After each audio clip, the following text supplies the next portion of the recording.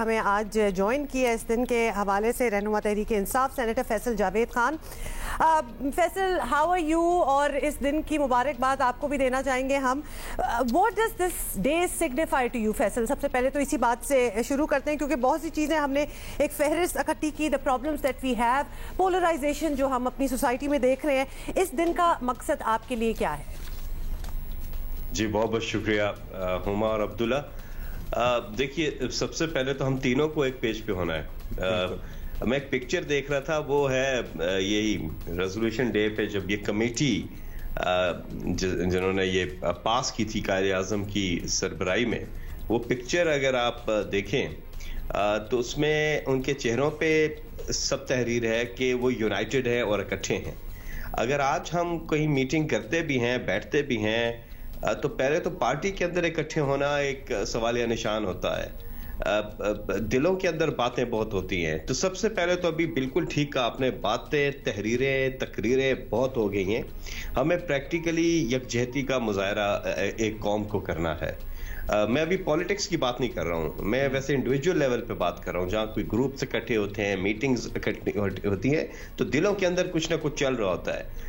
तो वो बाबा बुल्ले शाह के कुछ अशार हैं जिसमें वो कहता है कि रज रज की, मैं उसकी डिटेल में नहीं जाता, वो कहने का मकसद ये होता है कि फिर भी तेरी बौ नहीं मुकनी, पहले अपनी मैं मुका।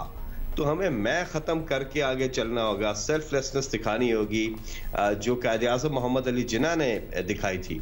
लेकिन यहाँ पे एक उम्मीद अभी कुछ बाकी है कि एक बस्ती बसने वाली है जिस बस्ती में कोई जुल्म ना हो और जीना कोई जुर्म ना हो, वहां फूल खुशी के खिलते हों और मौसम सारे मिलते हों, बस रंगो नूर वहां बरसते हों और सारे हंसते बसते हों। आमीन। उम्मीद है ऐसी बस्ती की जहां झूठ का कारोबार ना हो, दहशत का बाजार ना हो, जीना भी दुश्वार ना हो, मरना भी आजार ना हो।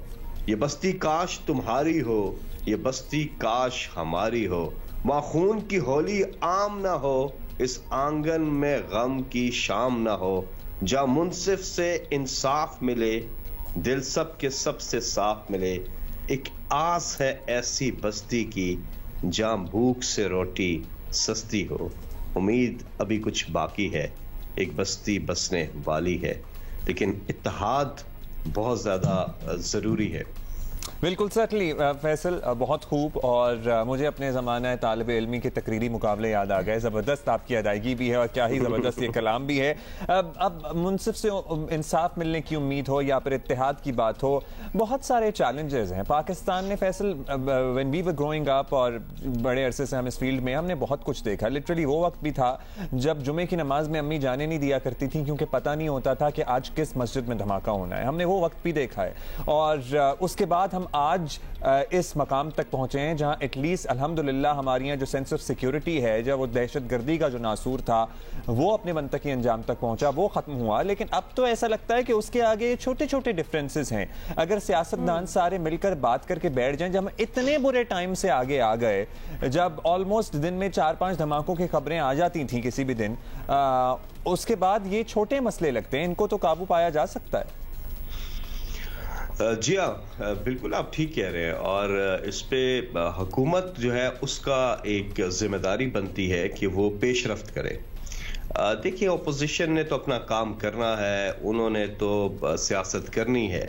अब अपोजिशन की जब जिम्मेदारी बनती है, और अपोजिशन बारहा दफा इस पर पेशरफ्त कर भी चुकी है, अभी रिसेंटली एक बार फिर हमने पेशरफ्त की। जैसे पहले मैं माजी में नहीं जाता हूं क्योंकि फिर सियासी बात हो जाएगी। मैं आज के दिन सियासी बात नहीं करना चाहता, मैं मसले का हल निकालना कल करेंगे। हाँ, कल आपने भी कहा भी था कि 24 को सारी सियासत शुरू हो जाएगी। सही कहा, सही कहा। अच्छा, मैं एक चीज आगे बढ़ने से पहले कि हम क्या पेशरफ्त की है, मैं आगे बढ़ने से पहले एक बात करूंगा। अभी आपने अमन की बात की, पीस।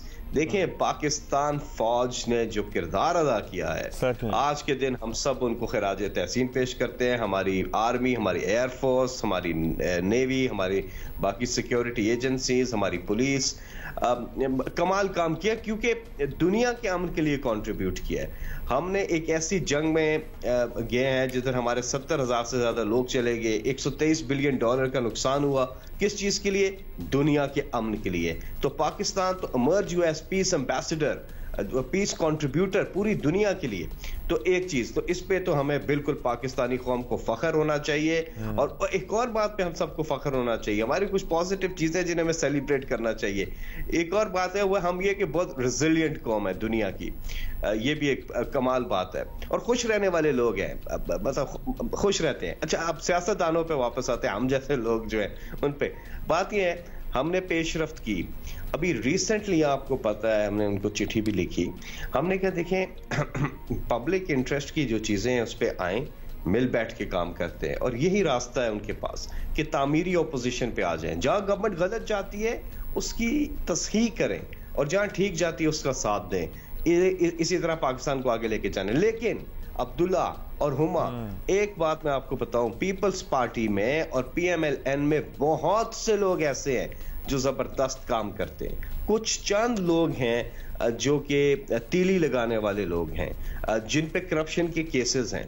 बहुत से ऐसे लोग हैं जो नीट है, क्लीन है, पीपल्स पार्टी में भी है, PMLN में भी है, और हमारे साथ कमेटीज के अंदर वो इकट्ठे काम भी करते आए हैं। तो बात यह है कि जहां पार्लियामेंट के एक फोरम मौजूद है, वहां पे लेजिस्लेशन के वक्त पे हम कई जगहों पे इनको दावत देते हैं कि आप आए हमारे साथ बैठे। मिसाल के तौर पे इलेक्शन रिफॉर्म्स पे ये नादिर मौका है, ये जो भी वीडियोस, ये लड़ाइयाँ, ये हॉर्स ट्रेडिंग, ये सारी चीजें खत्म हो सकती हैं।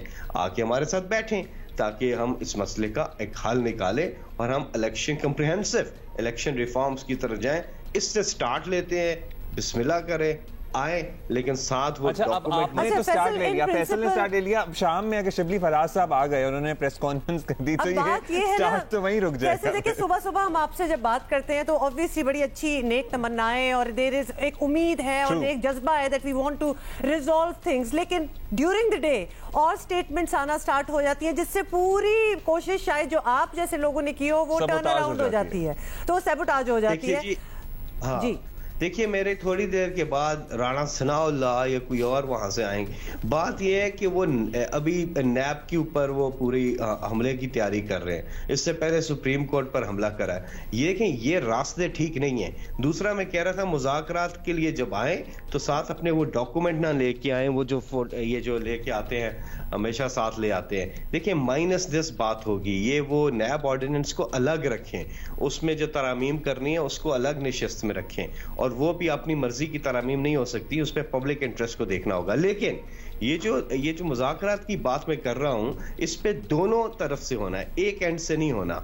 आप दूसरी साइड को भी ये बात करें कि ये दो चीजें मत करें। एक इदारों पे हमला जो वो करने जा रहे हैं, देखें ये इनका वतीरा हमेशा से रहा है। बजाय इसके कि अपना जवाब दें, ये इदारों पे हमला कर देते हैं। इमरान खान साहब पे जब केस किया इन्होंने, इमरान खान ने कोई अटैक तो नहीं किया सुप्रीम कोर्ट, वो 1 साल जाते रहे, 40 साल पुराना रिकॉर्ड दिया, 60 से ज्यादा दस्तावेजात दी, उस कमाई पे हलाल की कमाई की, और एक पैसा पाकिस्तान लेकर के आए और पब्लिक ऑफिस भी होल्ड नहीं करते थे, फिर भी जवाब दिया। इनको चाहिए अपनी टेक्निकल चीजों का जवाब दें। आज 23 मार्च हमें एक पैगाम देता है। देखिए, हमने एक कमिटमेंट की थी ना 23 मार्च को, पाकिस्तान ने एक रेजोल्यूशन पास की थी, एक कमिटमेंट पास की थी, एक मिल के कमिटमेंट की थी कि हमने पाकिस्तान बनाना है। आज 23 मार्च को हम सब मिलके एक कमिटमेंट करने का टाइम है कि हमने पाकिस्तान को आगे लेके जाना है, पाकिस्तान को तरक्की के रास्ते पे लेके जाना है। ये कौम इतनी अजीम कौम बन सकती है, लेकिन अगर हम एक काम करें, हम करप्शन को पाकिस्तान से खत्म करें और जो लोग करप्ट नहीं है वो सब यकजा हों। आमीन, आप बिल्कुल Faisal, in principle we absolutely agree with you. अब जाते जाते बहुत सी बातें वैसे तो करनी थी, लेकिन आप बता दें कि वजीर आजम का क्या हाल है, खातून अव्वल का क्या हाल है। कुछ दिन तो उनके भी कोविड के गुजर चुके हैं, तो बताइएगा नौयत क्या है उनकी, माइल्ड सिम्टम्स हैं, कैसे हैं? जी अल्हम्दुलिल्लाह, अल्लाह का शुक्र है कि वज़ीर आज़म साहब भी और खातून अव्वल साहिबा भी बिल्कुल ठीक ठाक है। और दूसरी बात यहाँ पे एक और चीज़ है, जो उनकी खुराक रही हमेशा से, ऑर्गेनिक खाने खाते हैं, एक्सरसाइज करते हैं, अल्हम्दुलिल्लाह। तो वो अपनी सेहत का वैसे काफ़ी ख्याल रखते हैं। एक तो ये मकरू खाने जो होते हैं, ये जो हमारे तरह तरह की जो हम खाने खाते हैं वो नहीं खाते, वो बड़े ऑर्गेनिक खाने खाते हैं, देसी खाने खाते हैं। देसी मुर्गी खाते हैं, ब्रायलर नहीं खाते वजीर आजम साहब? मैं से पूछना चाह रहा था। अम्मी मुझे हमेशा कहती हैं कि भाई ये ब्रायलर मुर्गी जो है ना, ये जरा ना खाया करो या कम खाया करो। जी जी बिल्कुल, बिल्कुल आपकी अम्मी बिल्कुल ठीक कहती हैं। और दूसरी चीज़ ये है कि इमरान खान साहब जो है एक्सरसाइज का बहुत ख्याल रखते हैं। जब हम ट्रैवल भी करते थे तब भी वो एक्सरसाइज मिस नहीं करते थे। तो ये बड़ी एक कमाल चीज़ होती हैं। तो बहरहाल अल्लाह का शुक्र है कि बहुत ही माइल्ड सिम्टम्स, ना कहने के बराबर आप कह सकते हैं उन्हें सिम्टम्स थे। अल्हम्दुलिल्लाह अल्लाह ताला उन्हें सेहत दे, बिल्कुल ठीक ठाक हैं। और ये है ताज़ा तरीन अल्लाह पाक उन्हें सेहत दे और आपकी जो नेक ख्वाहिशात, नेक तमन्नाएं हैं मुल्की सियासत में किरदार अदा करने की और पाकिस्तान को आगे लेके जाने की, उनके लिए भी बहुत सी best wishes. Faisal, thank you and once again thank you for being with us this morning. और on a brighter note, obviously कुछ अज़म होता है, कुछ प्रोमिसेस होते हैं और जो इक़्तिदार में बैठे होते हैं उन्हीं से हम ये बात कर सकते हैं। So that is why we had senator. ये भी है कि ऑर्गेनिक खाने, देसी खाने खाने चाहिए आपको। हाँ, लेकिन वो मकरू खाने क्या होते हैं वो आई वांट टू नो। वो I will explain to you. Fast food type तो नहीं होता।